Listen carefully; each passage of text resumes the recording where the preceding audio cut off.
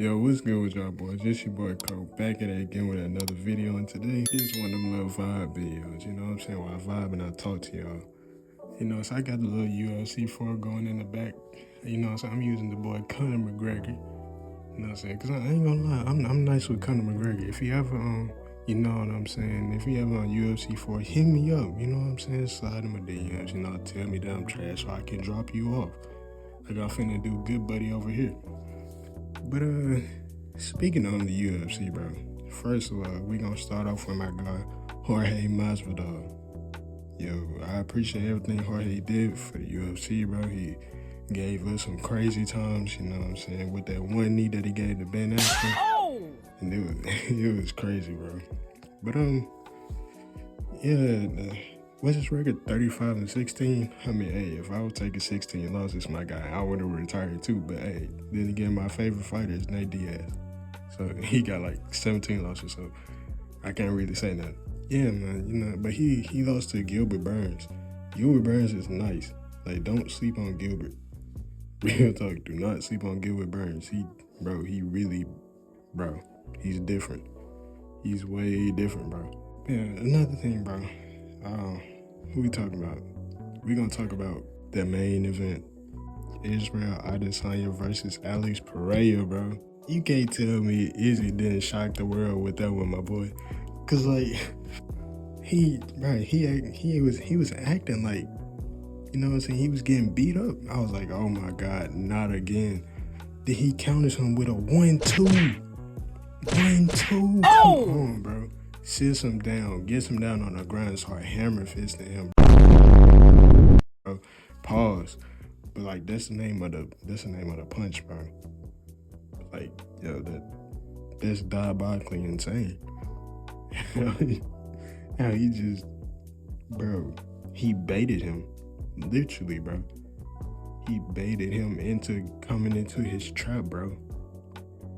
Like, bro, Izzy is a masturbator. Like, come on, bro. Israel Adesanya, bro. I had a feeling that Izzy was gonna win. Like, before the fight, I was talking to my mans on the game, and I was like, bro, Israel gonna win. He was like, no, he not. The other dude looked way bigger than him. And I was like, no, bro, Israel's gonna win. Like, he's gonna counter him and hit him with a 1-2, you know what I'm saying? So, you know, and my mans was in there with me. Then my other mans hit me up when Israel did what he did, and he was like, bro, did you see that? And I was like, yeah, I already know. You know what I'm saying? I already called the whole fight. You're late. You're late, my guy. I knew that Israel was gonna win, and like after that, I went to, you know what I'm saying, the house party with Israel. You know what I'm saying? We turned up for my boy. You know what I'm saying? Cause he's your new UFC champion, bro. Middleweight UFC champion, bro. Alex who? Alex who? Alex Pereira K. Add a K at the end. Alex Pereira K. Nah. And another thing, for all the people who saying like 3-1, bro, it don't matter. They're not gonna fight again, bro. Israel won the last fight. What did he not get? That's like when Frieza was beating up Goku. It ain't Goku won. And now they never gonna fight again. Frieza joined sides with him, bro.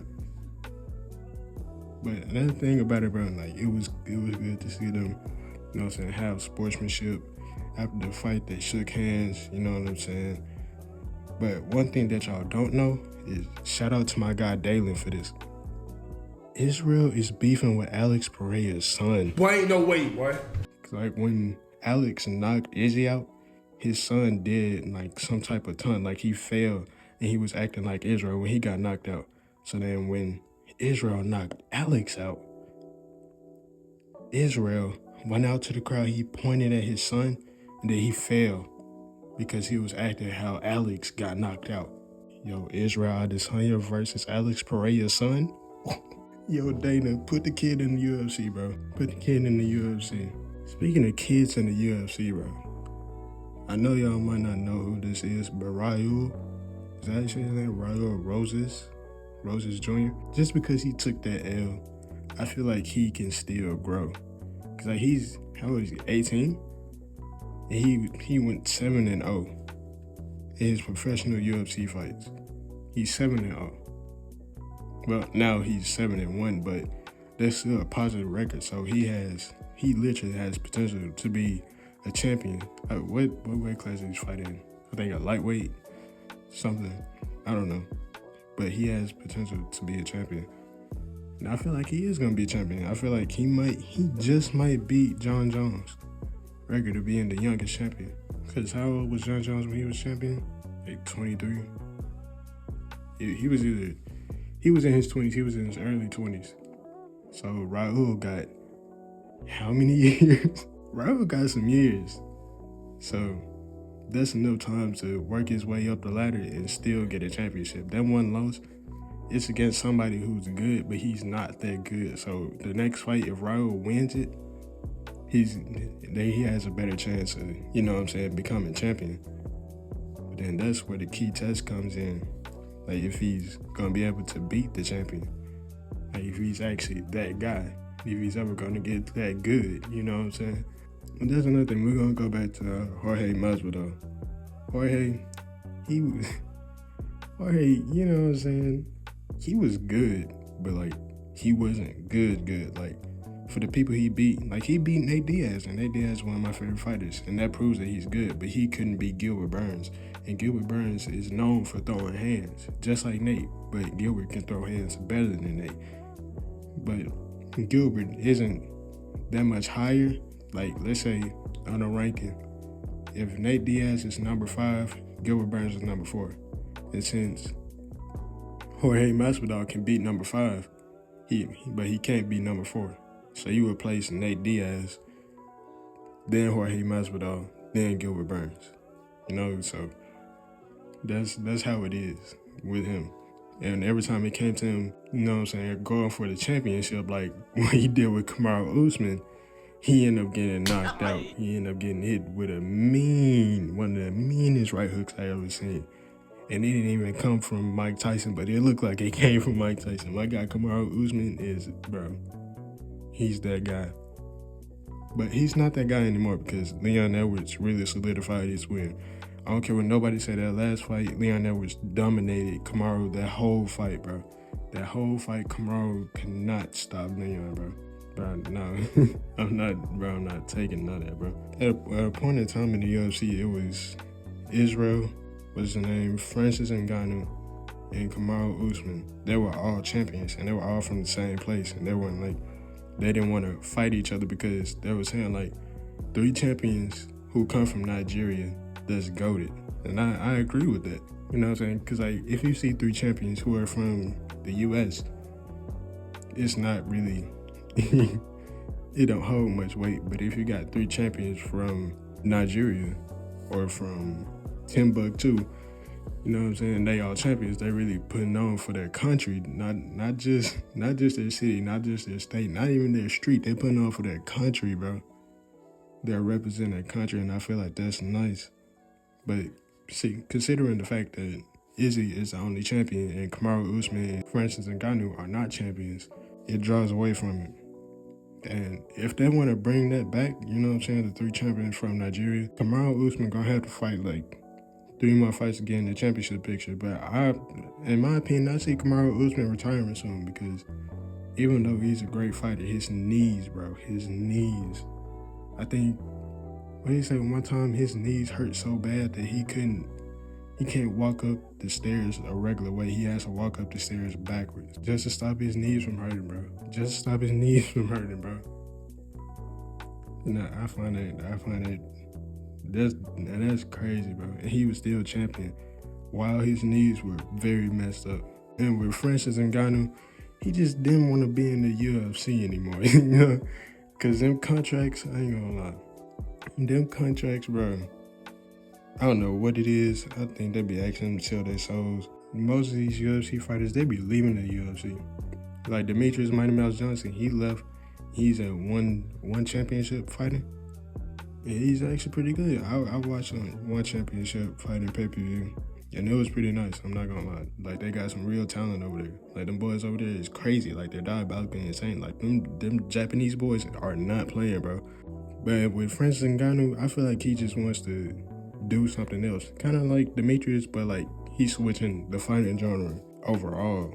Like, he's going to boxing. But they're saying that he might fight Deontay Wilder, and I don't think that he ready to fight Deontay Wilder yet. Put him up against somebody who's, you know what I'm saying, he got some experience in the ring. He's a pro fighter. But like, don't just put Francis Ngannou in there with Deontay Wilder, because even though Francis has skill, he has the strength, and he has the speed, he doesn't have the experience in a boxing ring like Deontay Wilder has. His nickname is literally the Golden Gloves boxer, and they call Francis Ngannou the Predator. First of all, we gonna have to change that nickname, my boy. I mean, you could go with something like the Nigerian Prince. You can't go with the Nigerian Nightmare because Kamaru Usman is a Nigerian Nightmare. But bro, the Predator? Come on, I know you ain't let them slide with that one, my boy. I know you're not from America, but like, switch it up. Switch it up, my guy. Him fighting Deontay Wilder is not right. He's gonna get in there. He's gonna get in the ring with Deontay. Deontay is gonna lay him out, like just boom, boom. Like I call it, bro. If they set up the fight between Deontay Wilder and Francis Ngannou, it's gonna be like a 3rd round knockout. And it's gonna be Deontay Wilder. It's gonna be Deontay Wilder knocking out Francis Ngannou. It might not even be 3rd round. It might be the 5th round. But I feel like it's gonna end up with Francis Ngannou getting sat down and him being out cold. He might not be out cold, but you know what I'm saying, the ref might have to stop the fight. But that leads me to the next fight that's gonna be crazy. How many weeks away are we from it? Like 2 weeks? April the 22nd? Gervonta Tank Davis versus King Ryan Garcia. Before I even say who I want to win, drop in the comments who y'all think gonna win, bro. Drop in the comments who y'all think gonna win that fight. Cause me personally, it's not just cause he my favorite boxer, but I feel like Gervonta Davis he's gonna get that dub. I feel like he's gonna get it. Unless Ryan Garcia works on his chin, doesn't, you know what I'm saying?